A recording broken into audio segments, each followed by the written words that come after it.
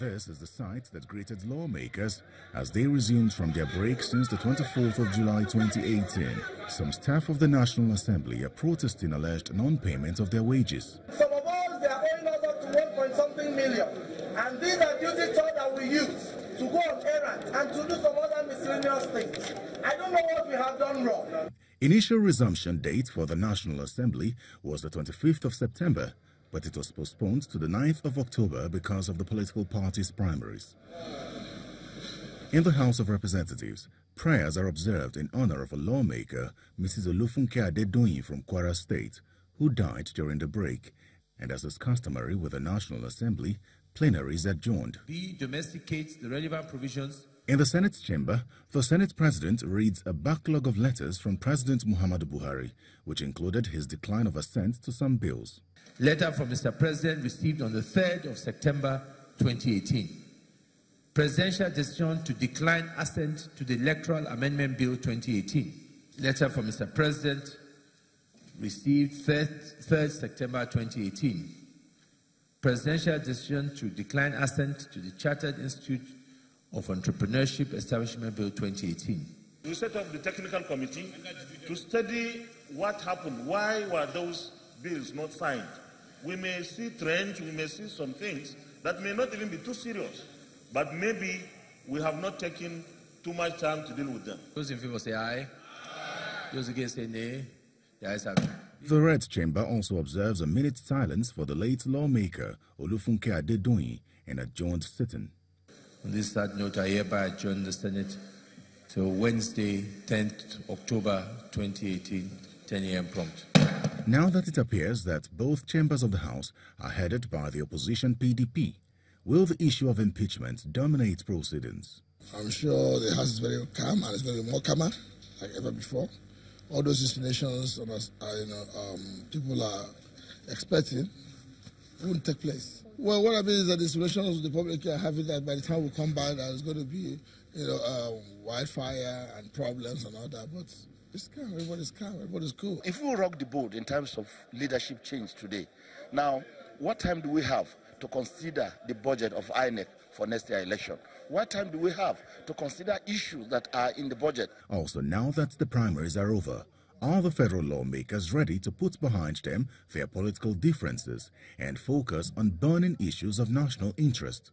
Whether it's the Electoral Act, whether it's the funding for INEC, will ensure that the appropriate funding levels are approved for INEC and the Electoral Act is passed in no time. Even if it means doing it within a day, we are committed to doing it. The committee.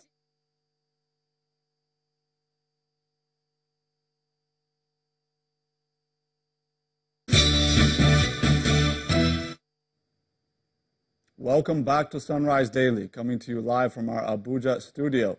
We now turn our attention to the resumption of the National Assembly as they reconvened just yesterday with many issues arising. And with us this morning to discuss is a barrister, Mr. Emmanuel Onyegbunam. You're very welcome to the program, sir. Thank you so much. So let's start with the kind of the elephant in the room, if you will. The big kind of question mark around the reconvening of the National Assembly has been whether or not there will be an impeachment plot against the principal officers of both chambers. What is your assessment of what ultimately played out in view of the fact that we did not see that play out? Well, I think the lawmakers on their own understand the principal role they owe Nigerians with their social contract to go and represent us, to make law for order, peace, and good governance of the entire country. This is their primary role. Like we say, the underlining dictum is in the Latin nixon, esprit populi extra male. The welfare of the state is the highest law. So now they have come to terms that we have been here for a contract of 4 years.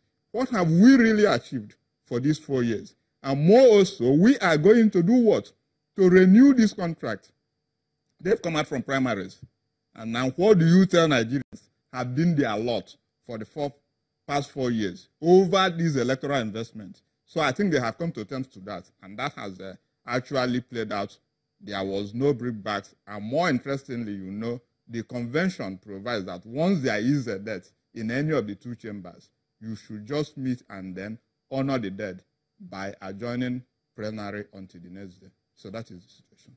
Before they got to the point of conclusion, we know that the Senate President Bukola Saraki read out a number of letters, particularly around the request from President Muhammadu Buhari for a $2.78 billion Eurobond to fund some of the capital projects within the 2018 budget. In view of what we're hearing about, a potential truce now between kind of the actors that have been engaged in conflict over the last several months, do you think that there's a chance, a realistic possibility that the executive can effectively work with the legislature and vice versa to ensure that, development hits the ground ahead of the election?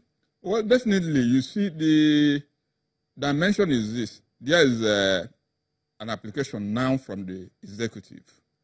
The legislature represents the country as well, just like the executive. Then when we are talking of separation of power, we talk about what? Checks and balances as well. I give you an example with the United States.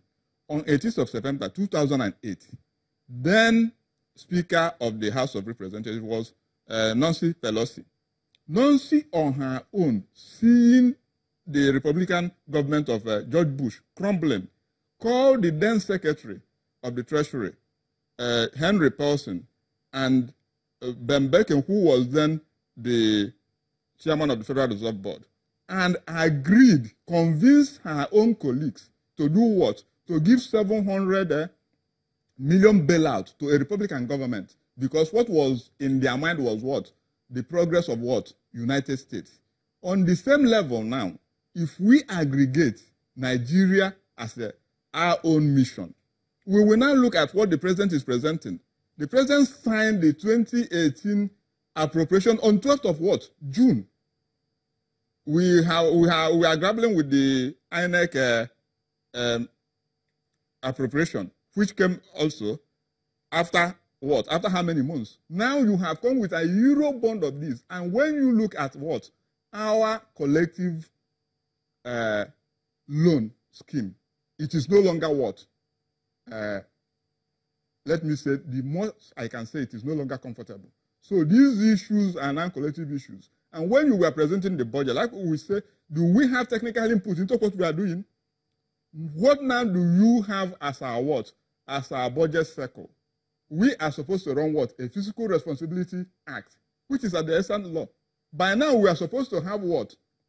The estimates for 2019 appropriation before the National Assembly, if we are honest with ourselves, because within 3 months, we are supposed to consider and do what? And pass the budget before January, because that is what? Stipulation of the Fiscal Responsibility Act 2007.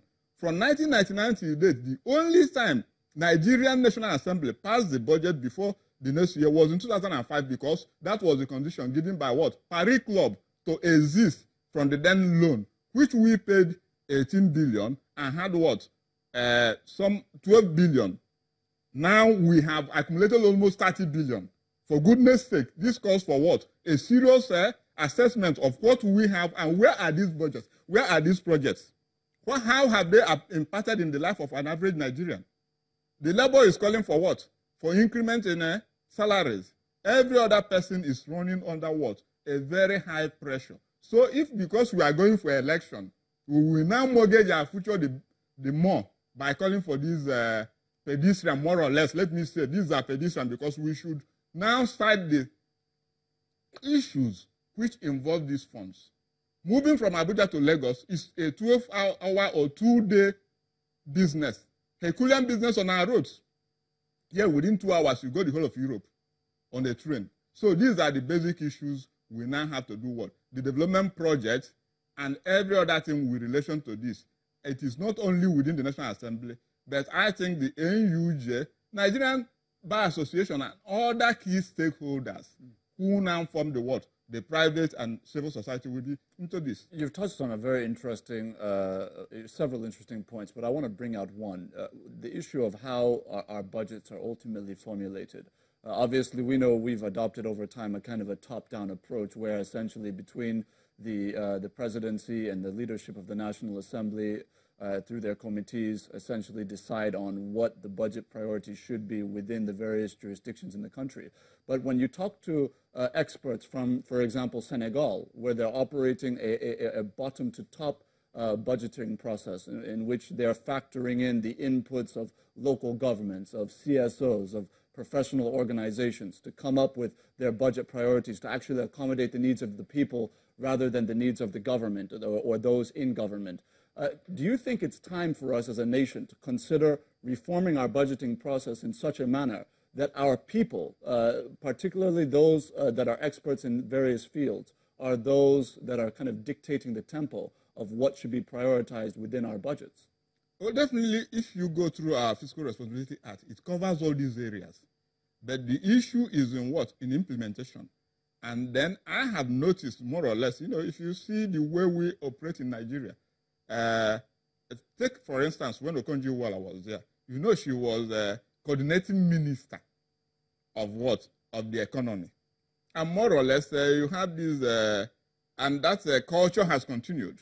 Because for the executive, they feel that it is now a proclamation that they will lay before the National Assembly. That whatever they brought before the National Assembly will do what? We consent to that. So these are the very basic problems we have. And more interestingly, like I have said, if you follow the budget cycle as laid down by the Fiscal Responsibility Act, I'm saying happily on act because it's an existing act of the of Nigeria passed by the National Assembly. By September, ever before September, we will have the medium-term expenditure framework. Then based on the medium-term expenditure framework, which must be passed by the National Assembly, by October, you must have had the budget being considered now within the National Assembly. But you will not see the budget until it is November or thereabouts. Then, when this administration was coming in, they branded before Nigerians the what? Zero budget option. And some of us who know about it said, if we are running what? A medium-term expenditure, which goes for 3 years, can you talk of what? Zero-based budgeting. That you must be joking. In the end, we've come back to it. So the basic issue is that we are not transparent, more or less, on all terms and on all fronts. Because if you watch what is happening, it is only, we are only paying salaries, recurrent, then the capital component will never be touched at all. And more or less, in each of these presentations, you will see huge and frightening what? Deficits. Even when the oil prices are going up, you ask yourself, if you say you